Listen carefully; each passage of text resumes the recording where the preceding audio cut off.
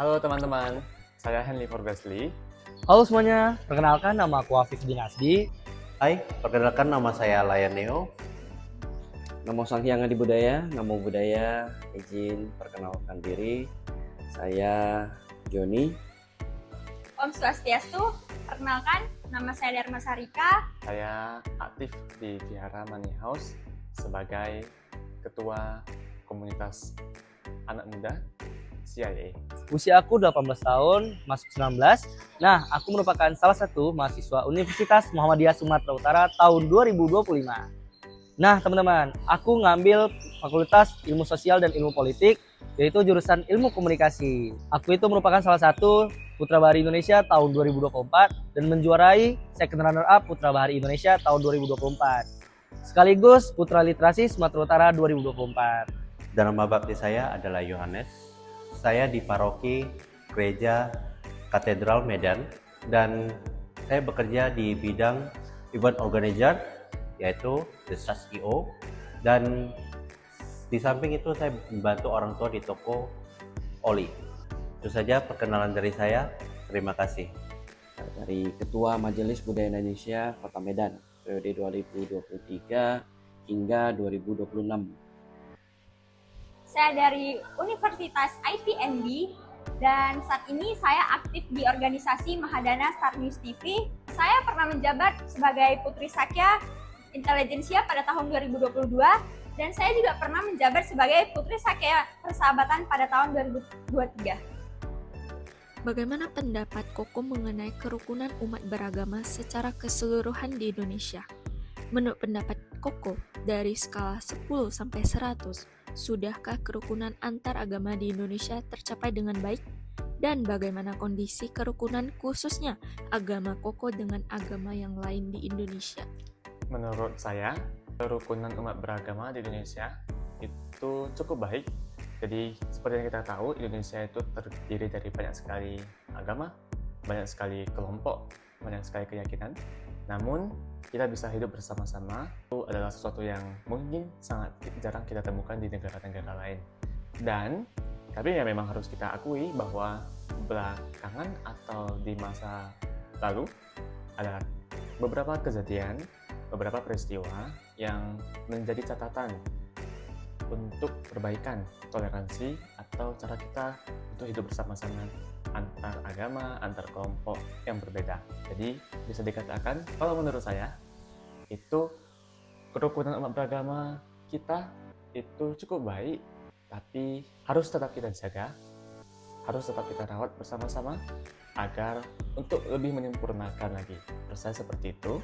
Lalu kalau untuk nilai saya kurang tahu ya nilainya berapa karena sangat relatif ya kan. Tapi harusnya mungkin 7 atau 8 gitu. Mungkin ya. Okay. Bagaimana kondisi kerukunannya? Menurut saya cukup baik, tapi tentu bagi kita umat Buddhis tentu kita bisa buat lebih baik lagi. Kita bisa berusaha lebih baik lagi. Mungkin tidak semua umat Buddhis itu sempurna juga, dan itulah yang perlu kita lakukan. Kita perlu menjadi lebih baik lagi. Menurut saya seperti itu. Dalam ajaran agama Kamunika, bagaimanakah kerukunan antar umat beragama diajarkan? Nah, ajaran kerukunan dalam agama Islam. Kebetulan dalam agama saya, kerukunan itu banyak berbagai mencakup aspek-aspek lainnya. Dari yang kita bisa ambil dari aspeknya itu ialah kerukunan dalam kehidupan sosial, bakti sosial, dalam kita solidaritas, sholat berjamaah ataupun lainnya dalam perkumpulan suatu lembaga gitu kan. Nah, itu merupakan salah satu kerukunan dalam agama Islam yang mereka itu lumayan akur dan juga kadang terjadi perselisihan karena kurang kecocokan dalam pendapat mereka masing-masing. Jadi singkatnya, aspek-aspek yang ada di agama Islam kerukunannya ialah kurang mereka itu mendengarkan pendapat orang lain, hanya mau mendengar pendapat sendiri seperti pemerintah kita contohnya gitu. Bagaimana cara Koko menciptakan suasana kehidupan beragama yang harmonis di lingkungan masyarakat heterogen? Kalau menurut saya sih, satu, saling menghormati dengan umat beragama yang lain. Yang kedua, menghindari sikap yang paling benar sendiri. Tidak ada agama yang benar, tidak ada agama yang sempurna. Menurut saya, ada kesempurnaan itu kita saling mengisi untuk menjadi rukun dalam hidup beragama. Yang ketiga, mengembangkan dialog antar umat beragama. Yang keempat, bekerjasama dalam kegiatan sosial.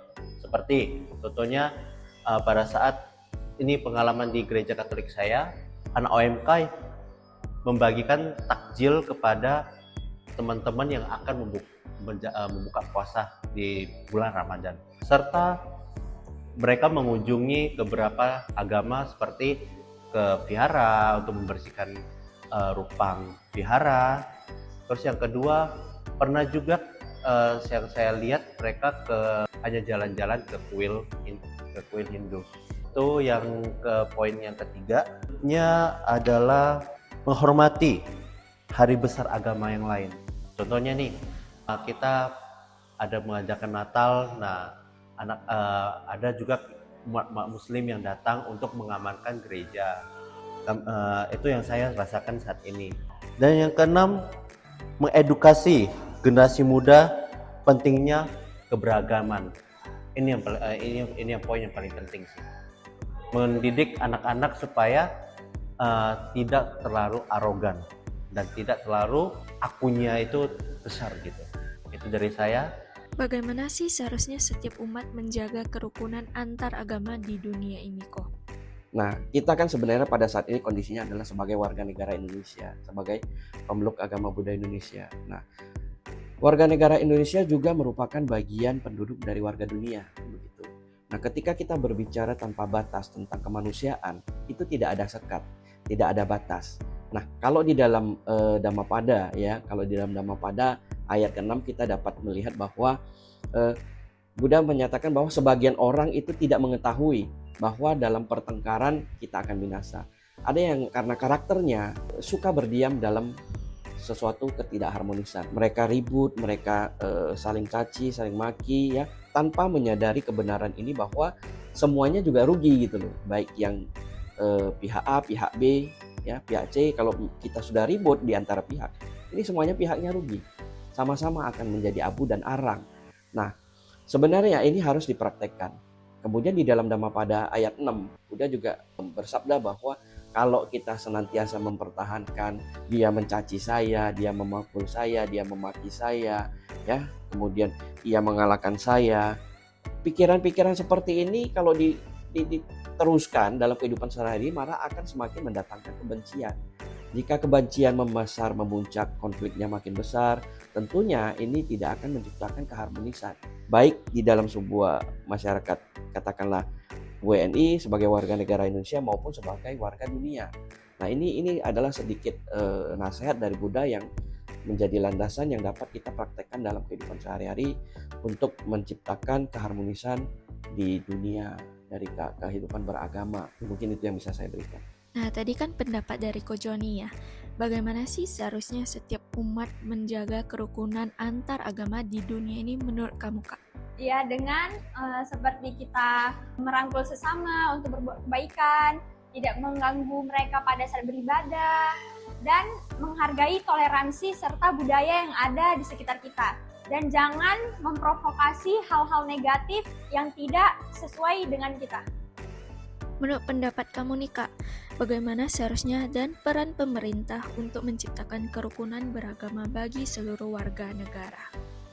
Menurut pendapat saya, peran pemerintah dalam menciptakan kerukunan, pemerintah harus memiliki peran penting dalam menciptakan kerukunan beragama, seperti membuat kebijakan yang adil, melindungi kebebasan, serta memfasilitasi dialog antar umat beragama.